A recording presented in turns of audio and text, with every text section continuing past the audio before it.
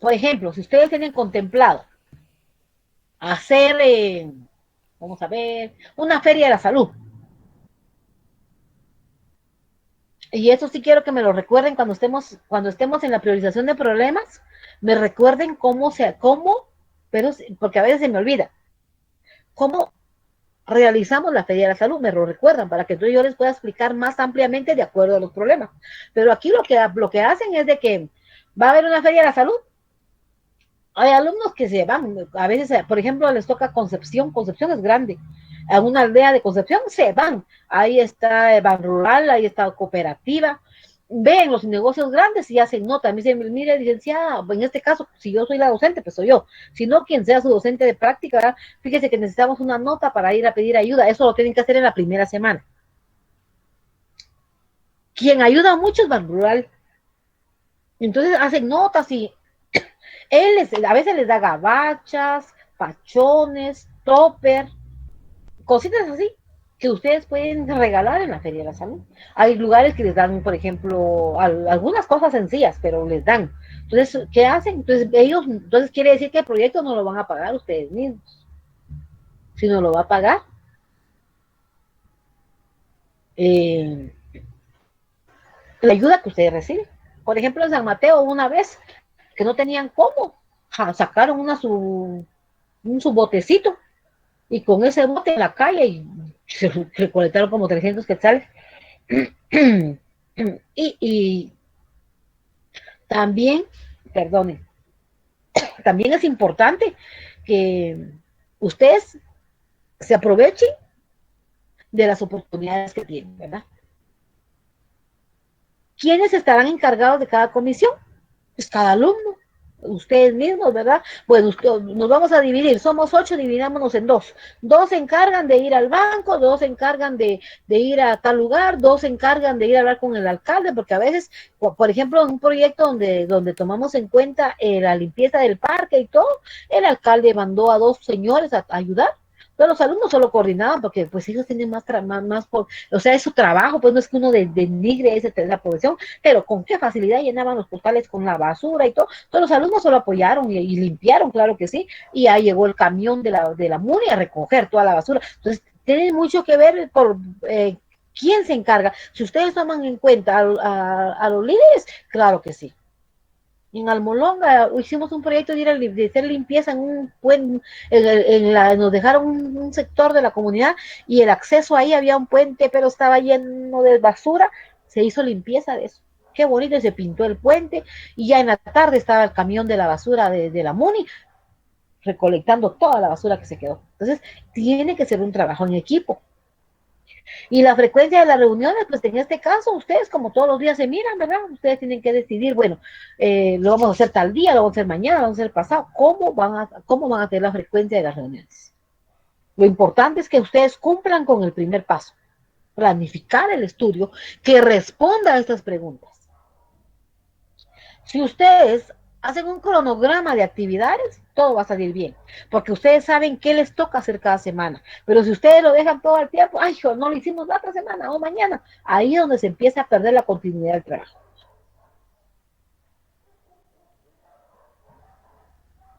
Recuerden que estamos hablando del paso número 1, que es la planificación del estudio, y que la planificación del estudio responde a las preguntas, a estas 9 preguntas que ustedes ven en pantalla.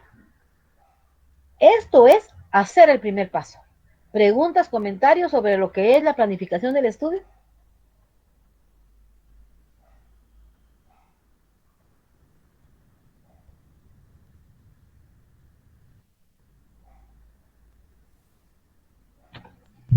Lick, eh, tal vez un comentario. ¿Qué van a hacer ustedes en este paso?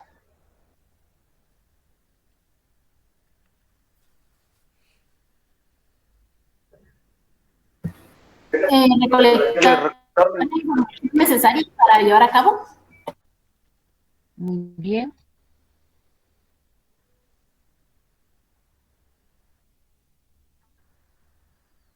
A ver, ¿quién era el jovencito que había recogido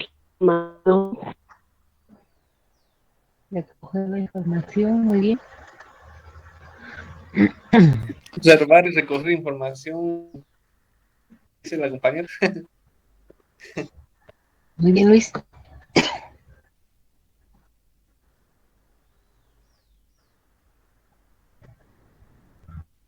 Bueno,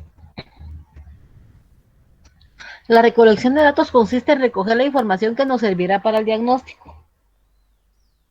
Actualmente en el Sistema Integral de Salud, el vigilante o guardián de la salud es responsable de actualizar información importante de todas las personas y familias de la comunidad. Eso lo van a realizar a través del censo y el croquis comunitario. Entonces, en este caso, en la comunidad, cuando hablamos del vigilante o el guardián de la salud, son personas voluntarias que apoyan y que conocen la comunidad. Pero en el servicio de salud, el encargado de realizar todo ese trabajo y que para eso estudió y en eso es su punto fuerte, es el técnico en salud rural en una comunidad. En un pueblo, pues sería el inspector de saneamiento ambiental.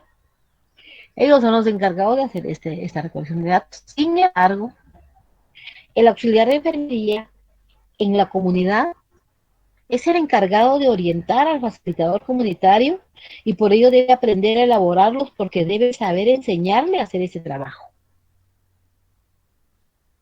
En este caso, ustedes son las personas idóneas para orientarlo, pues porque definitivamente le vamos a decir, mire, ayúdenos, ¿y a qué? Ustedes deben saber hacerlo, aunque no lo realicen. Y ustedes conjuntamente con el técnico en salud pueden apoyarse para cuando se hace la actualización de censo, que es cada año, pues lo hace el técnico en salud, pero a veces requiere ayuda del personal de salud. Ustedes deben de saber cómo hacer ese trabajo. A veces no lo toman en cuenta uno, ¿verdad? Porque pues a veces están los voluntarios, están los promotores de salud, que son los que a veces ayudan a hacer todo ese trabajo. Entonces, la enfermería casi no participa en esto, pero eso no quiere decir que no se sepa cómo hacer ese trabajo. Para hacer el censo, existe un formato especial que vamos a conocer más adelante.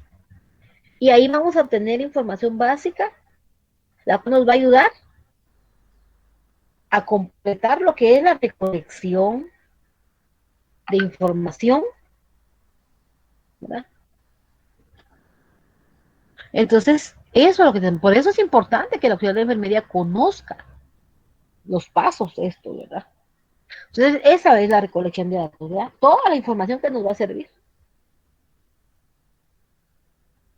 Para hacer la recolección de datos, necesitamos también de otras estrategias para poder cumplir. ¿Cuáles creen ustedes que van a ser esos pasos, esas estrategias, o para yo poder tener una recolección de datos, de qué me tengo que basar para poder realizar? ¿O cuáles son Licenciada, las formas de recolectar datos o información? los rasgos necesarios, digamos, como dependiendo si es de una determinada población, si esa población depende, por ejemplo, de un plan de hambre cero o de un programa de salud, dependiendo del tipo de tema, ¿verdad? En que nos vamos a enfocar para tener unos datos. Por ejemplo, ¿cuántas mujeres hay en una comunidad? Cuántos niños padecen, por ejemplo, de bulimia, anorexia, entre otras enfermedades, dependiendo de un tipo específico de tema? Muy bien. ¿Quién más? A ver, Ya yo está ¿sí? en la observación, la entrevista o un censo, algo así. Licenciada, está la lista de cortejos, ¿no? Muy bien. Yo creo que ayuda también bastante la forma de interactuar con las personas al momento que llegan al centro asistencial para dar a conocer más detalles sobre la población. Sí, en este caso, por ejemplo, como decía Stephanie, ¿verdad? Necesitamos de saber cuánto es la población que hay en la comunidad la población por grupos etarios, ¿verdad? Población masculina, población femenina, menores de 5 años, población analfabeta, población alfabeta. Todos esos datos están en lo que es, esto lo consigue uno, por ejemplo, con el encargado del servicio de salud que se encarga, ay, se me olvidó el nombre de la persona que se encarga ay, se me olvidó el nombre. Pero en el servicio de salud hay una persona que se encarga de ver toda la estadística del servicio. Entonces, esa persona es la que con la que se puede preguntar, ¿verdad? Si les puede apoyar a ustedes con la sala situacional del servicio de salud, porque ahí está toda la información. A veces ellos pueden enviar a través de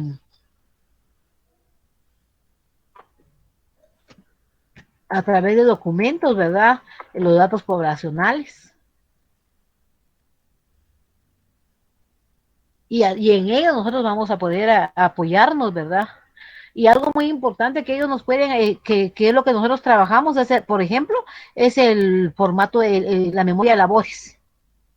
Entonces el digitador, ya se me dio el nombre, el digitador es el encargado de, hasta cierto punto, apoyarnos, ¿verdad? Va a ser elemental para nosotros porque va a ser la persona que nos va a apoyar para poder realizar nuestra investigación, nuestra recolección de datos.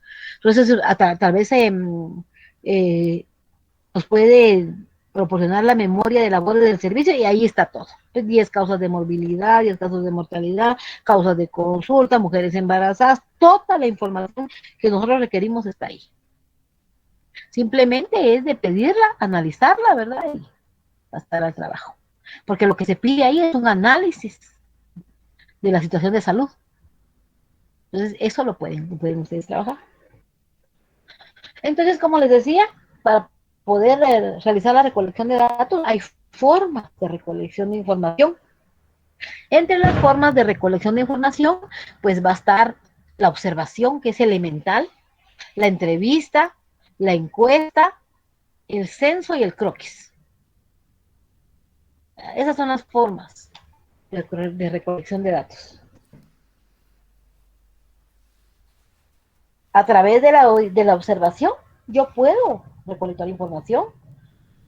También con una entrevista. Puedo utilizar una encuesta, como yo les decía, ¿verdad? Vamos a hacer nuestra encuesta y podemos formular una de 24, las preguntas que nosotros queremos saber. Podemos realizar el censo y un croquis.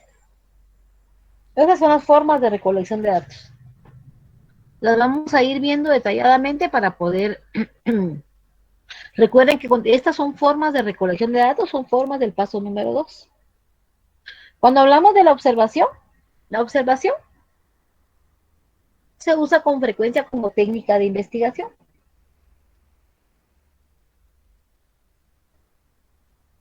Y nos va a servir cuando necesitemos comprobar la información que buscamos. O cuando es molesto para las personas preguntar algunos datos, ¿verdad? Aquí, en este punto, se debe utilizar sus sentidos, el olfato, la vista, el oído, el gusto, el tacto, para poder realizar la observación. Por ejemplo, en lugar de preguntar si la vivienda está limpia, podemos observar si está barrido, si hay basura regada en el piso.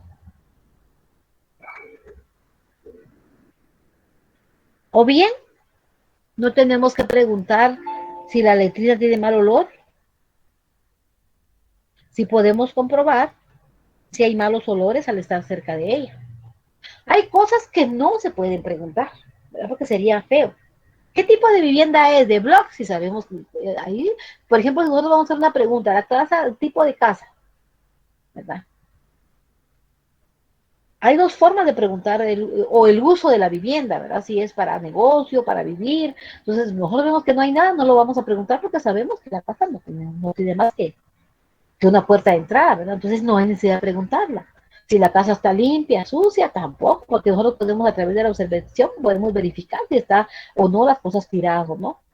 Por ejemplo, hay un lugar adecuado para los animales, pero si a la señora le abriendo la puerta vemos que los animalitos están brincando por cualquier lado, entonces no lo preguntamos porque sabemos no hay un adecuado, no hay hay un inadecuado, una inadecuada higiene en la vivienda.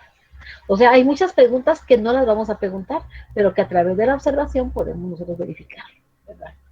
Entonces la observación es un punto muy importante, es una forma de recolección de datos. Luego, como les decía, ¿verdad? Observemos lo que está a nuestro alrededor. Eso es elemental para poder realizar un diagnóstico. No solamente hagámoslo, pero falsifiquemos datos, tomémoslo así en cuenta. Pero recuerden que eso va a quedar en el servicio de salud.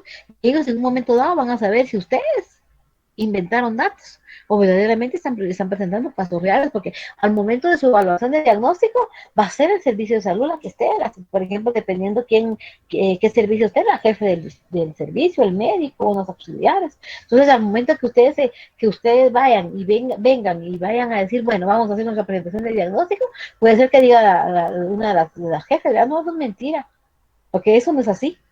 Entonces, es muy importante que nosotros anotemos sean datos reales. La entrevista. La entrevista es una conversación entre dos personas con el fin de intercambiar ideas o información, entre otras cosas. Cuando los datos pueden ser obtenidos de otras personas, se puede preguntar y escribir las respuestas. Puede ser que se elabore un formato, ¿verdad? O que digamos, bueno, vamos a una entrevista, ¿qué preguntas vamos a realizar?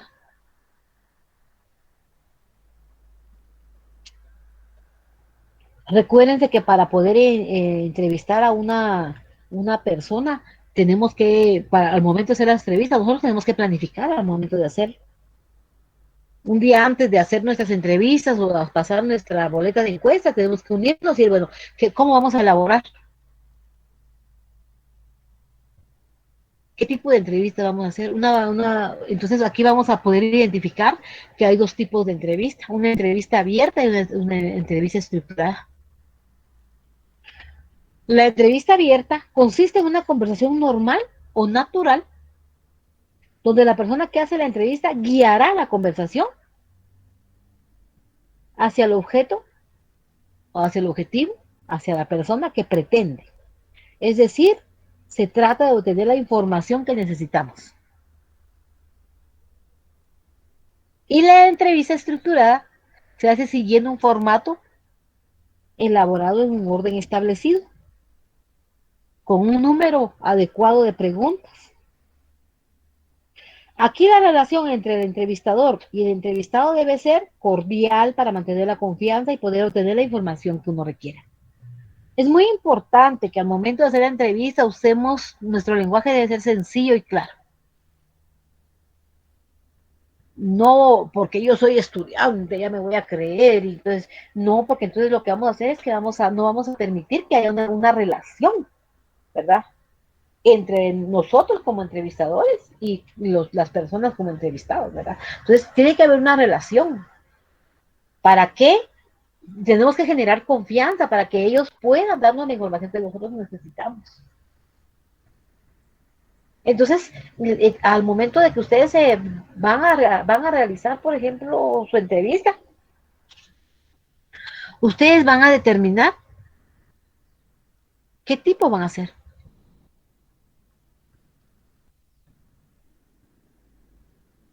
Y que al momento de preguntar llenen los objetivos que ustedes pretendan. Entonces, un día antes, 2 días antes, 3 días antes, ustedes van a decir, bueno, el día lunes vamos a pasar nuestra encuesta. Aquí está nuestro formato, aquí están las preguntas, ¿están de acuerdo, no están de acuerdo? ¿Qué opinan? Ahí no, fíjense que eso no cambiemos. Ustedes tienen que saber qué preguntas van a hacer. No van a preguntar preguntas que no valen la pena, pues. Las preguntas deben ser precisas, porque la paciente no crean que les va a decir, siéntese, vamos a tomar un café, pregunten, no, si yo no estoy ocupada. Si mucho le va a dar unos 5 minutos, entonces tenemos que aprovechar el tiempo que nos da para poder preguntar lo más importante. No vamos a perder el tiempo, como les decía, en casa limpia o sucia, que nosotros lo podemos contestar. ¿Tus paredes son de bloque o de adobe? Si nosotros lo podemos ver. El techo es de lámina, es de teja o de terraza. Son cosas que nosotros podemos observar. Tenemos que centrarnos en puntos reales. de lo que nosotros queremos saber de la vivienda. Entre menos preguntas le formulemos, mucho mejor. ¿Por qué? Porque entonces no vamos a cansar a la persona de tanta pregunta. Por ejemplo, mi formato de encuesta tiene 20 preguntas, 25 preguntas. Pero de las 25 preguntas puede ser que solo 10 le vaya a hacer, porque las otras 15 a través de la observación, a través, como decía la diapositiva anterior, ¿verdad? Aplicando nuestros sentidos podemos identificar. Si nosotros vamos a la casa y vemos a un lado toda la basura tirada, no vamos a preguntar, sabemos que hay una inadecuada eliminación de basuras. Entonces todo esto nos ayuda a nosotros para poder realizar nuestro objetivo, pues. No sé si tienen algún comentario, una pregunta sobre la entrevista, sobre cómo podemos realizar esa entrevista. Recuerden que continuamos en el paso número 2, que es recolección de datos, y que estamos viendo las formas de recolección de información.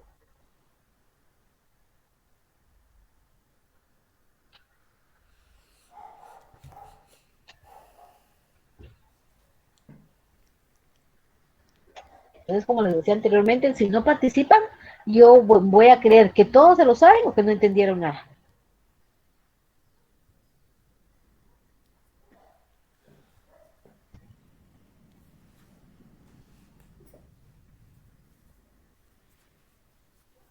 De la comunidad. Y los resultados que se obtienen son aplicables a toda la comunidad.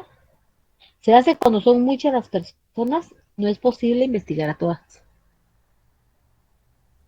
Entonces la encuesta nos va a generar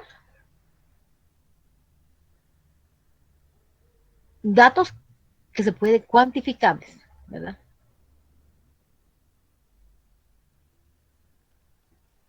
Entonces en este momento nosotros vamos a decir, bueno, ¿qué vamos a pasar? Vamos a pasar una encuesta, ¿qué preguntas vamos a hacer?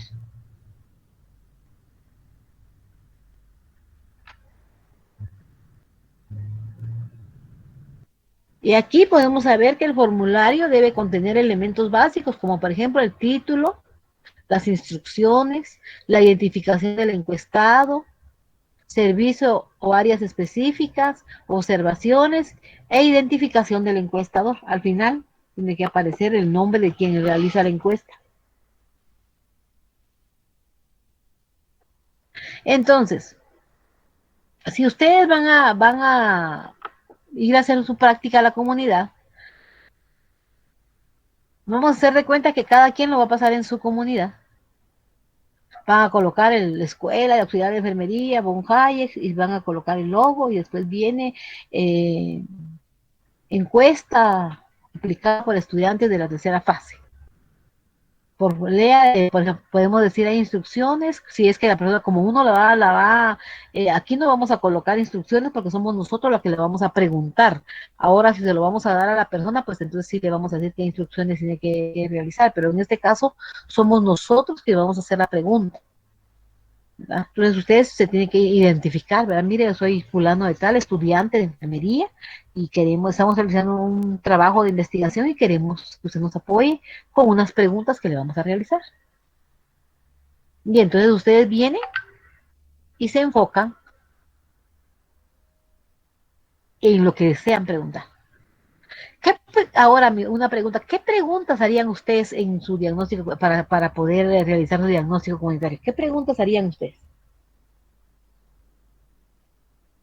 Preguntaría que cuánta población está en la casa, digamos, si hay hijos, niños pequeños, niños grandes. Muy bien, Stephanie haría esa pregunta. A ver, quiero ver qué van a preguntar ustedes. Si su familia, si su familia, sus hijos padecen de alguna enfermedad. Muy bien, Luis dice que va a preguntar por ejemplo, padecen de alguna enfermedad. Muy bien, Luis. También ¿qué más? preguntar qué trabaja el esposo o la esposa. Muy bien. Fuentes de ingreso, muy bien. También Si cuentan con preguntarle si ingresos. tiene hijos muertos. Sí, eso viene cuando preguntemos, vea, ¿cuántos hijos tiene? Tengo 5. ¿Vivos? Sí. Ah, vaya, muy bien. No, se me murieron 2, muy bien. O sea, sí, eso entra en la pregunta de hijos, muy bien. Si ¿Cuenta con cuenta con servicios luz propia, básicos? con agua. Va. Sí, me quedé en que preguntaron si hay luz propia, si tiene energía eléctrica, tal vez. Si Hay cuenta con agua, Cuenta con servicios agua. prácticos. servicios básicos, muy bien. ¿Cuántos habitantes tiene la casa? ¿De cuántas personas viven en la vivienda? Muy bien. Que si cuentan con Si todos tienen los acceso. servicios necesarios, en este caso, drenaje, agua potable y sus ingresos. Muy bien. Si tienen acceso al servicio de salud. Acceso al servicio de salud, muy bien.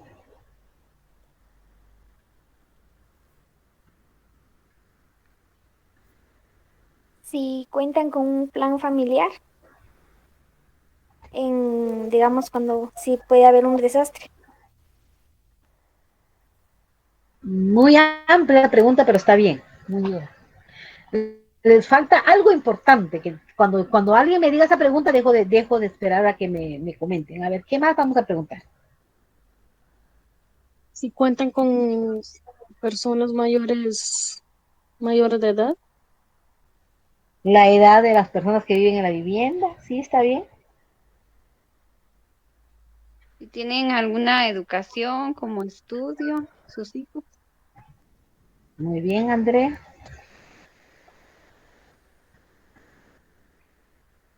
Licenciada, también yo he visto como algunas veces han llegado a nuestra casa más bien, también preguntan que, ¿cómo le digo? Que con qué, si tenemos algún, como por ejemplo televisión o algo en la casa, si contamos con eso adentro y de qué está hecho la casa. También eso pregunta y también pregunta si la casa es de tierra o piso.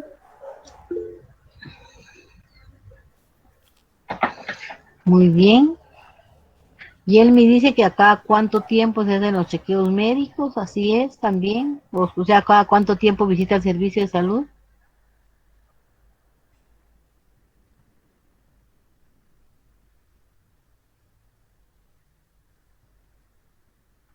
Hay algo que no me han comentado.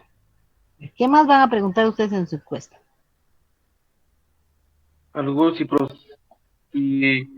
van en alguna religión. Religión, muy bien.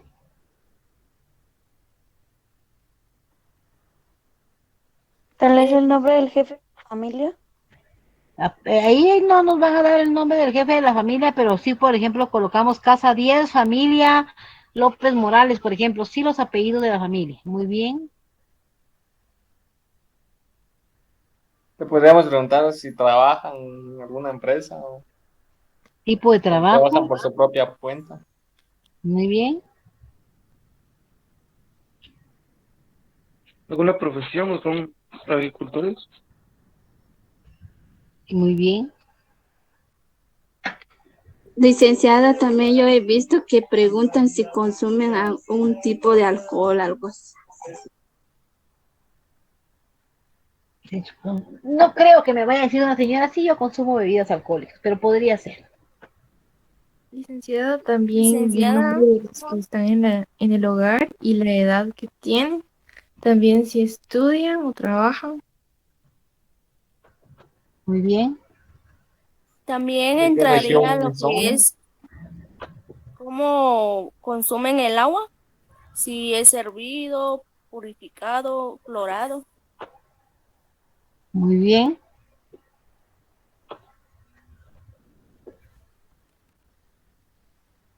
Y las de respuesta simple, o perdón, las de respuesta múltiple. Las dicotómicas son las que tienen dos alternativas. Un ejemplo es aquella cuya respuesta es sí o es no. Esas son preguntas dicotómicas. Y las de respuesta múltiple son las preguntas con varias alternativas donde el encuestado debe escoger la respuesta. Las preguntas de respuesta múltiple son las más utilizadas, ya que con una pregunta se obtiene mayor información. Entonces, vamos a ver un ejemplo de esto. Por ejemplo, en una dicotómica, ¿posee casa propia? ¿Sí o no? ¿La casa donde es alquilada? Perdón, ¿la casa donde vive es alquilada? ¿Sí o no? ¿La casa donde vive la está pagando? ¿Sí o no?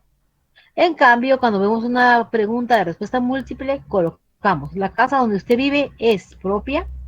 ¿La está pagando o la está alquilada? Entonces, la respuesta va a ser, no, la casa que yo tengo es propia. Ahí quedamos. En cambio, aquí en la dicotómica, usted va a poner, ¿posee casa propia? Sí. ¿La casa donde vive es alquilada? No. ¿La casa donde vive la está pagando? Sí. Cuando la respuesta múltiple nos da solamente una respuesta, ¿verdad? Entonces, este sería un ejemplo de pregunta.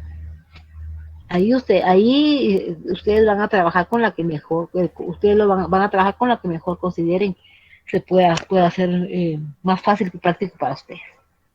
Muy bien. Seguimos con el paso número 2, ¿verdad? Que es la recolección de datos. Y en este punto estábamos viendo que las formas son 5, ¿verdad? Las formas de la recolección de datos. Ya vimos la observación, la entrevista, la encuesta. Y entonces ahorita viene lo que es el censo.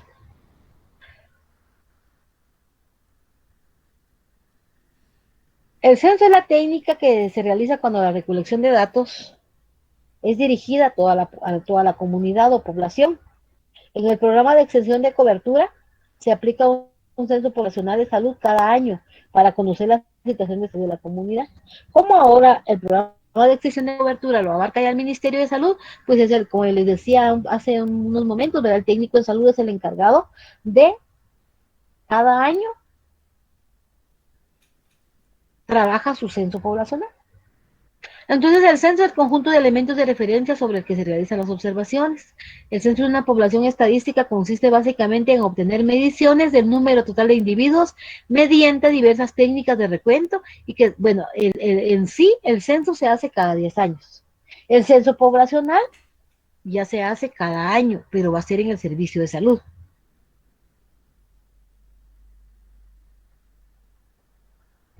Entonces aquí, como les decía, el censo es la aplicación de formularios de preguntas dirigida a cierta parte de la comunidad. Los resultados que se obtienen se aplican a la comunidad.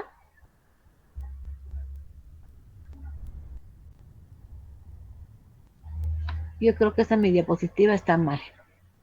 Bueno, el croquis es una representación gráfica que permite conocer la ubicación geográfica de la comunidad.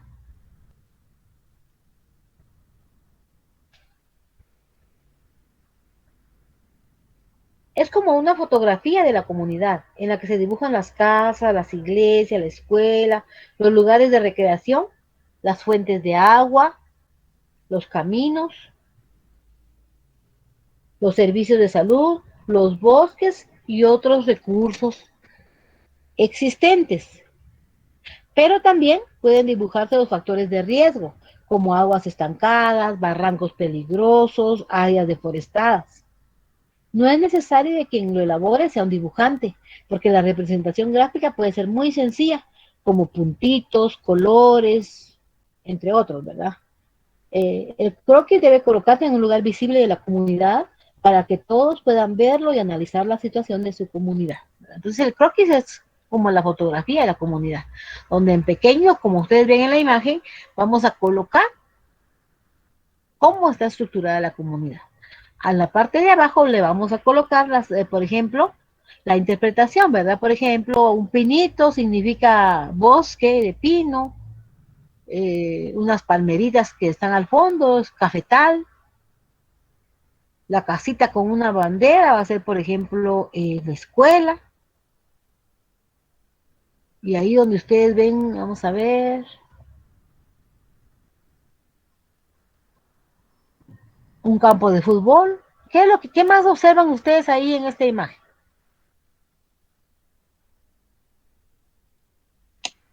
Una carretera, casas. Carretera, así es. Más que todo terrenos, como un mapa del área comunitaria, Sí. ¿Dónde está ubicada cada casa, terreno y notificación? También hay terrenitos donde han cultivado, es lo que yo puedo ver. Exacto.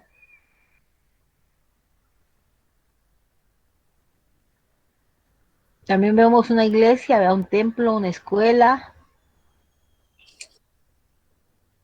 También se observa el camino principal. Sí, y también veredas, ¿verdad? Que son los puntitos. Hay en acántaros. Yo veo una cancha de fútbol. Así es. Y si se dan cuenta, cerca de la cancha hay un cementerio. Hay río. Entonces, es como la foto de la comunidad, ¿verdad? Por ejemplo, cuando los jóvenes hacían su encuesta, perdón, sí, su croquis, pues tenemos que ubicarlo, ¿verdad? En puntos cardinales. Y eso, pues, va a ser un tema aparte.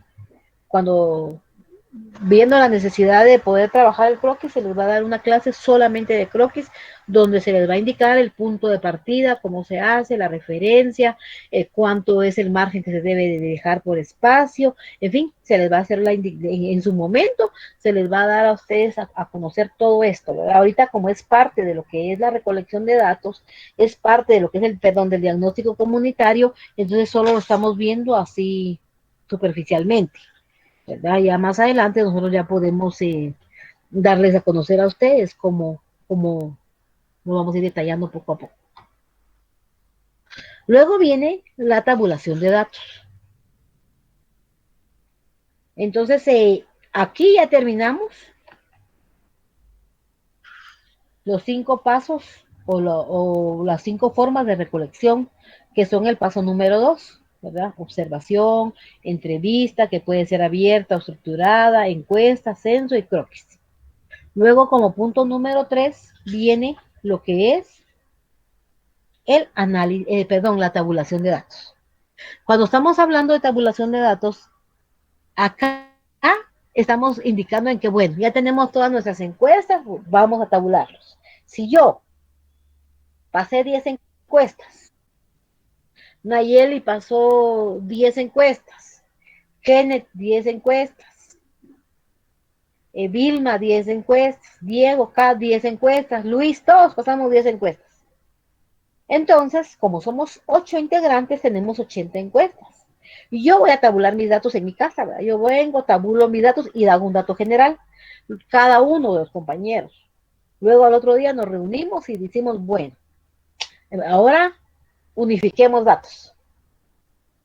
Muy bien.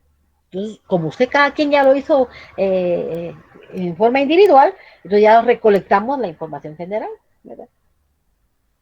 Si la pregunta número 1 decía, por ejemplo, ¿de cuántos miembros se compone la familia? Entonces vamos a colocar cuántos miembros. Sexo. Puede ser que diga Kenneth, bueno, conmigo, en mi encuesta hay 20 hombres, 30 mujeres. En la otra, 20 mujeres, 25 hombres, y vamos sumando. Los datos tienen que cuadrar. Por ejemplo, si vamos a preguntar tipo de vivienda, por ejemplo, y por ejemplo va a decir Diego, bueno, 8 de block, 2 de adobe, vengo yo y digo, bueno, yo tuve una casa de tabla, 3 de block, ¿verdad? Y 6 de adobe, y vamos así. Al final, si nosotros hicimos 80 encuestas, 80 casas deben figurar. Y esas 80 casas van a ser nuestro 100%.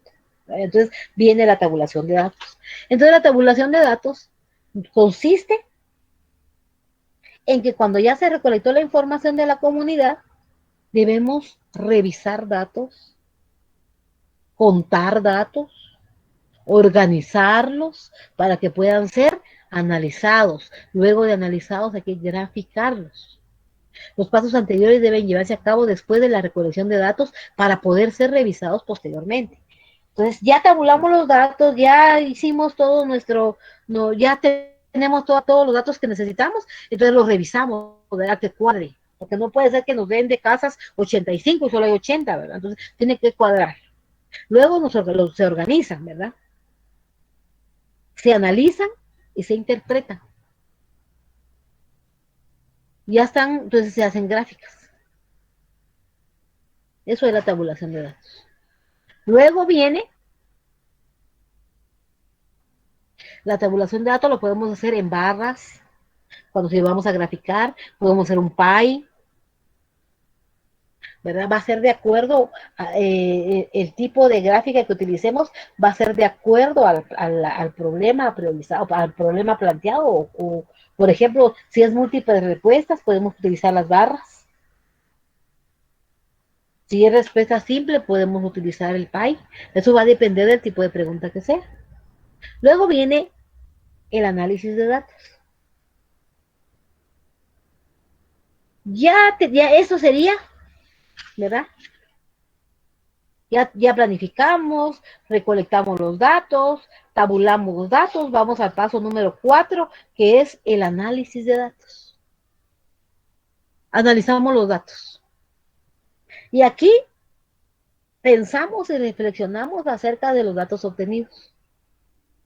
Este trabajo no debe hacerse a solas, sino que debe ser un trabajo participativo para que todos los compañeros conozcan y reflexionen sobre los datos encontrados, para que estén conscientes de la situación y se puedan realizar compromisos. ¿Y cómo vamos a hacer los compromisos y cómo vamos a ver la situación? Pues aquí se identifican problemas, se hace un listado de problemas y necesidades de la comunidad que encontramos. Por ejemplo, fuimos a hacer nuestro recorrido a la comunidad y hicimos nuestro listado de problemas. Claro que ya lo podemos hacer el primer día, pero si analizamos, hacemos una encuesta, eso viene a confirmar nuestro listado de problemas. Puede ser que nosotros colocamos inadecuada higiene de la vivienda y que solo era una vivienda y las demás estén bien, pero se identificó el problema. Entonces aquí ya tenemos nuestras gráficas, entonces ya viene nuestro listado de problemas. Aquí nosotros tenemos que tener mucho cuidado, no podemos trabajar individualmente. ¿Por qué? Porque si nosotros trabajamos, si nosotros, entonces aquí si nosotros, por ejemplo, vamos a identificar ciertos problemas, no van a decir, no, si ese problema ni lo sabíamos nosotros, fulano de tal fue el que lo buscó. Ahora que ella mire cómo lo soluciona, no es así. Es un trabajo participativo para que pueda funcionar y para que podamos encontrar soluciones. Acuérdense que el diagnóstico comunitario, cuando es la presentación, bueno, se evalúa individualmente, pero también tiene un punteo en grupo, porque parte del trabajo, la mayoría del trabajo se hace grupal. Porque ¿qué pasaría si cada quien va a hacer su encuesta, cada quien hace lo que quiera? No va a funcionar. No va a funcionar. ¿Verdad? Como dijo un grupo de alumnos, me dijeron en la fase anterior, miren, nosotros queremos hacer nuestra tabulación de datos, pero lo vamos a hacer cada quien en su comunidad, de acuerdo. Háganlo en su comunidad, porque por ejemplo aquí yo considero que hay de varios lugares, ¿verdad? No pudieron, no se pudo. Entonces, tenemos que comprender que hay cosas que tenemos que trabajarlas en sí, en grupo, ¿verdad? Muy bien. Analizamos, identificamos problemas y necesidades. Ya tenemos nuestro listado de problemas. Nosotros podemos identificar 20 hasta 30 problemas si quieren. Claro que sí. Podemos. Eso nos da la pauta y nos dice de que nosotros identificamos los problemas. Pero ¿será que todos los vamos a trabajar? Pregunto. ¿Será que todos los problemas que identificamos los vamos a resolver?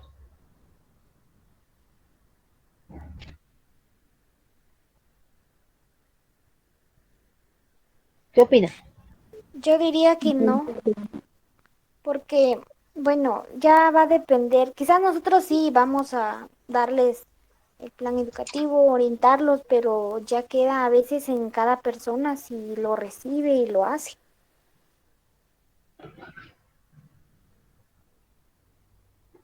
Eso ustedes lo van a resolver en grupo, ¿verdad? Pero definitivamente no. Priorizamos necesidades. Una vez que se han identificado los problemas existentes, se ordenan según su importancia, porque no es posible darles tratamiento a todos de una vez. Aquí es necesario decidir qué problema de salud puede atender el agente de salud o ustedes como auxiliares de enfermería. Se hace el listado de problemas o necesidades que nace del análisis de datos. Debe ordenarse según su importancia, ¿verdad? Tampoco es posible hacer este paso en forma aislada. Es importante que la comunidad sea la que priorice sus necesidades y problemas para que participen en su solución. Eso sí sería ideal. Pero como ahorita no podemos hacer las reuniones en grupo, son ustedes los que analizan y que en un momento dado son los que van a priorizar qué necesidades van a hacer. ¿Cómo creen ustedes? Vamos a ver, si le pregunto yo a Olga, Olga, ¿cómo va a priorizar sus necesidades? ¿Cómo? ¿Cómo lo van a hacer? Stephanie, ¿cómo van a hacer eso?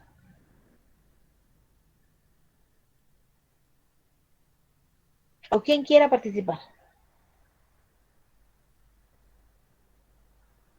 Licenciada, sería identificando el problema principal, es decir, ejemplo, que tuvieran problemas de agua y saneamiento. Entonces, nuestra prioridad sería atender ello para evitar más enfermedades infecciosas.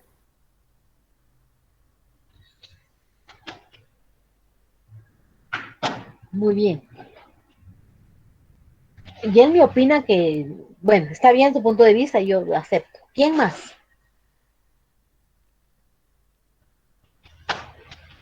Para priorizar las necesidades, después de haber hecho el censo y el croquis, pues debemos de tener identificado el lugar.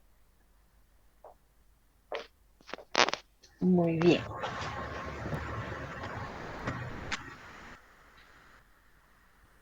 Algo muy importante es que vamos a priorizar las necesidades de acuerdo también al tiempo de ejecución. Y también,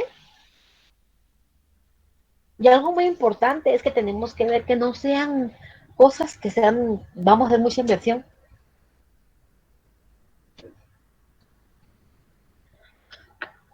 Priorizamos necesidades. Cuando vamos a hacer la priorización de necesidades, vamos a tomar en cuenta 3 aspectos, que son la magnitud, los recursos y la pertinencia. 3 aspectos importantes para poder hacer el plan. Sin esos 3 aspectos no vamos a avanzar. Son las 10:08. Yo considero que tienen derecho a su receso. Me dicen aquí